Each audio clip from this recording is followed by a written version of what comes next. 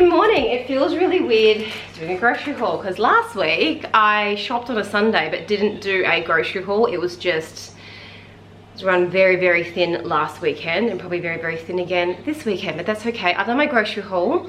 Coles have got a new paperless system with receipts and I haven't worked out how to find my actual amount because items were missing in my grocery haul this week because they were out of stock. So I've spent approximately $160 this week. In saying that, I've got a lot of meat.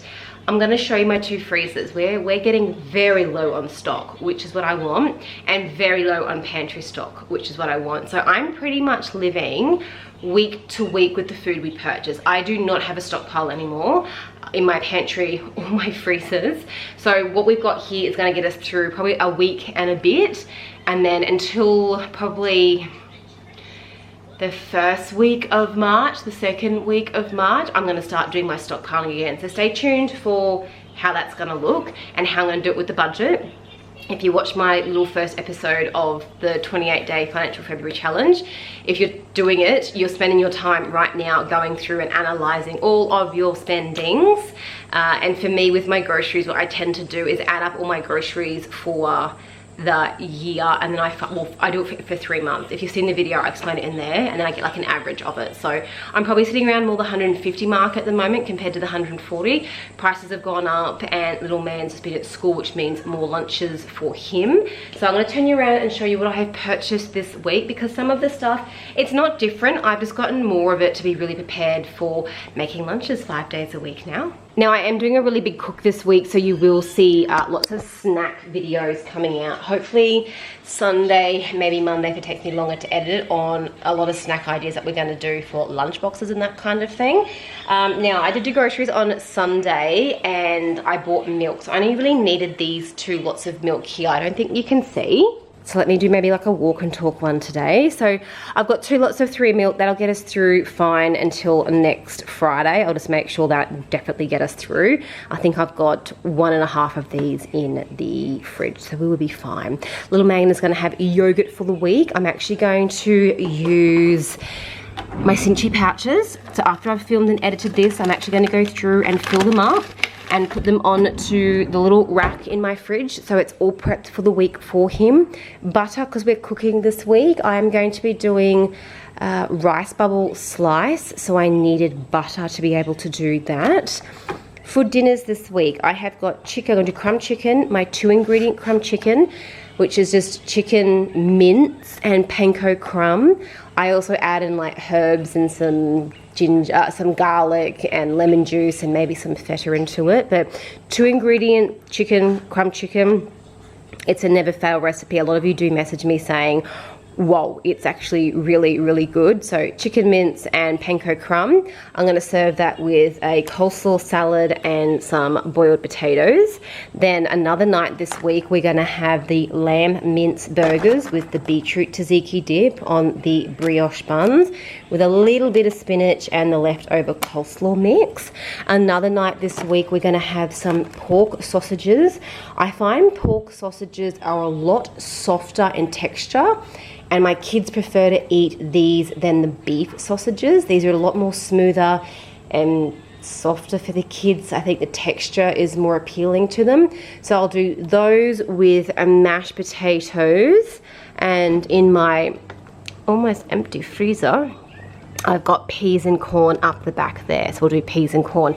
Another dinner this week, so this is actually chicken mince for the dog. I'm going to do meat pies with veggies and mashed potatoes. So I've got plenty of veggies here that I can cut up to have for dinner. And then what's that, 3, 4, I need a 5th dinner, so for 5 dinners this week. This is my other freezer. Empty. Empty. And then this is all just meats to get through. So it's actually a spaghetti bolognese mince there. I'm gonna have that with some pasta and some bread. And then I've got lots of like little portions of ham, beef. I've got pulled pork in there, so we need to work through that freezer compartment there. And the other thing with this freezer here, it's really full of like breads. So when we do the spaghetti bolognese, it's ideal. I will be doing a banana bread this week for little man's lunch boxes. So all my frozen bananas, they will go. These are just frozen ice cubes that have got like blueberries and limes, lemons in them. I'm going to do blueberry mini muffins this week for his lunch boxes, so I've got those there. Now I've talked about the butter cream. I get cream almost every week. I just find it really versatile and I get a lot out of it. Olive oil spread. A lot of you guys have tried this one and you agree for the price point for what you get. It's actually really nice. Apple juice. Little man's gonna get like one of the, I don't know if you, I'm sure I've shared it before. So these are called the drink in the box. They're like a reusable popper and they come with a seal proof, it's got a straw with it, but like a seal proof lid, and he's learnt to open and close it. They were not cheap to purchase, but in saying that, I actually really recommend them. They're fantastic. So I'm gonna put a litre of the apple juice each into my cinchy pouches. I've got an Instagram reel on it. So I fill up these cinchy pouches. These are leak proof. I put them into my freezer because once you open those like orange juices and apple juices, they're like consumed within so many days. And I buy it bulk because it's cheaper. So I portion it up and freeze it. So 1 week he'll have his popper and little miss will have one. And then the next week I just take it out the freezer and it will thaw out and then I can pour it into his juice box from there. So he'll probably get an apple juice once a week. We'll see how we go. I bought frozen veg to do the dog food, homemade dog food. I wish I had done it sooner. I really wish I had done it sooner. I'm saving a lot of money. I'm actually reducing my waste because I don't have like tin food coming in every week. I get a huge bag of just the cheap mixed veggies, rice, and then you would have seen your chicken mince in the freezer. And I mix it up, and then probably once a week I'll do like a dish that's got like the sardines chopped up in it through it. She loves it. When she goes to the toilet, it is a lot cleaner, less smellier. I'm actually gonna look great. I'll get you something else, darling. I'm actually gonna look into homemade cat food and just see if I've got some options there. So if you haven't made your own animal food before, or if you have a cat and you've made cat food, let me know. Or if you have a dog and you have a different recipe you use, our dog has to lose 600 grams because she's not a big dog, but she technically is a bit overweight. And the vet's like, let's get her down 600 grams with the medication she's on. She should have more energy. I'm talking so fast today because I have so much things to get through, but that's how I do her foods. I'm loving salads at the moment, so I'm buying like a lettuce every week, and I've got like the cucumbers, the tomatoes, basic cheese, and I'm doing like some sort of, so the leftover chicken, crumb chicken from here, I will actually chop up and put through a salad the next day for myself. Little man for fruit is going to have, I've got raspberries, blueberries, blackberries, and strawberries. This is really expensive and not something I'm going to do every week. No, not going to happen. But for his first week, I just wanted to be guaranteed he's going to eat it all. So what I'm going to do is like make a fruit salad, a berry salad out of these. And then as we go through the week, maybe the week after, he really likes kiwi fruit. So I'll mix in a kiwi fruit. I'll mix in some watermelon. So he will still have his favorite fruit, his berries, but I'll beef it up with the cheaper fruits that you can get your hands on. Even can probably do like peaches or nectarines if they're still quite cheap, and he loves them. So I'm just making it all his favorites for the first week, just so the stress of food is taken away and he can focus on school for 5 days a week. He has not been in kindy or any kind of daycare for 5, maybe 6 weeks. I can't remember now. And I definitely think he's going to notice a difference when it's 5 days a week and he used to ever do 2. So I don't want the food to be all-consuming for him. He loves cherry tomatoes. I'll cut them up. And he loves cucumbers. I'll cut them up. He's also going to get like a little treat like Twisties or Jatz crackers. I also bought like the peckish crackers for them. They might have some of those, the barbecue ones. They're not on sale at the moment, so I didn't buy them this week. I grabbed the Twisties instead. He loves sultanas. And then you guys know we absolutely love this bread here. So he'll have a sandwich every day.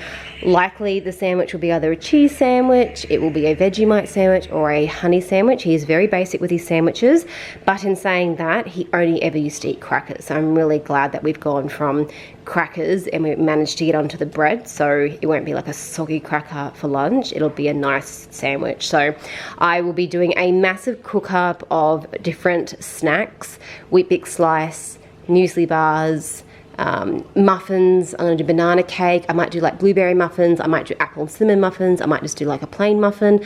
I might do like a choc chip muffin. I know what my kids eat as a whole for the day. Also whole pancakes we're gonna make up. And I am comfortable to give my kids a muffin that I've made from home that has sugar in it. If some parents don't want to do that, there are definitely other options. Just be mindful if you're a parent, or if you're someone that is reduces a lot of sugar in their diet. Some people don't. So just don't be the negative Nancy that says that's too much sugar, that's too much sugar. That's all I'm going to say there. I'm not going to go any further. Just keep that in mind. I'm doing a lot of home cooking to get foods done for the kids. I've got some really yummy, healthy muesli bars. I've got some great alternatives to choc brownies. You want muesli bars? Okay. Choc brownies using like sweet potato and that sort of thing. And then I just do the plain old-fashioned muffins. Sometimes I'll put in coconut sugar, or I will use almond meal instead of normal flour and that kind of thing. I do mix it up every now and then, but just be mindful of parents doing their best, filling up lunch boxes and that sort of thing. I've also grabbed carrots. I've grabbed 4 kilos of potatoes, nappies, because that was almost a nightmare. We had none the other night and we could not find any. And then a huge thing of Milo because we were literally out. So that is my groceries for the week. And I've given you a run through of 5 dinners I'm making for the week. The other 2, because there's 7 days in a week, people, I'm not doing groceries till Friday again. One will be like a leftovers night, and then one will literally be like a toasted sandwich kind of thing. I'm very mindful. He's going to be exhausted next week, and dinners for him are probably going to be a sandwich, what he hasn't eaten his lunchbox, so I have no pressure for him. I'm just going to make sure his breakfasts are really good. So we're probably going to have porridge in the morning every day for school, so he's got a full belly, and as he goes throughout the day he can fill up on little bits and pieces. And as nighttime comes, if he's just too tired, maybe he'll just have a little bit of a yogurt, or maybe he'll just have a sandwich for dinner and that kind of thing. So I'm not going to put any pressure on him this week, but I've still got the rest of the family to feed, so I'll be doing that. As lunchboxes progress, maybe I'll look into like pasta and fried rices and those kind of things, not putting that pressure on him for this week. But that is our groceries for the week. I hope that gives you a bit of an overview of what I've purchased and what I've got planned coming. Stay tuned for either Sunday or Monday. I've actually got 2 other videos I need to edit to get up to you guys, but I'm pretty happy with what we've purchased, given some of it was like really expensive this week, and I got a lot of... You want your muesli bars? I have to make some because I don't have any. And lots of meat this week. Oh my goodness, I'm so sorry. But that is groceries for this week. I hope you enjoyed it. I hope you can see how empty my fridge. Did I show you my pantry? I can't remember. This is my pantry. I have a tin of baked spaghetti left, and then I'm there. I've literally, I'm empty, which is really good. This is exactly what I was wanting to do. Get really low on things, so when the move comes I don't have as much, and then when it comes to starting a stockpile again, you guys can join me to do it while we stay inside our budget. I hope you enjoyed this grocery haul. Thank you with your patience the past couple of weeks. It's just been a bit unexpected. We've had family turn up, we've had family stay with us, we've had school changes for start times, we've had keys to the house, we've had a few hiccups in the house. A few huge expenses that we weren't really expecting that have come our way, which I'll share in that sort of section when I do the editing for those videos. But thank you just for hanging out the past 2 weeks with like random videos or no videos at all. I hope you enjoyed the grocery haul, and we'll talk soon. Bye.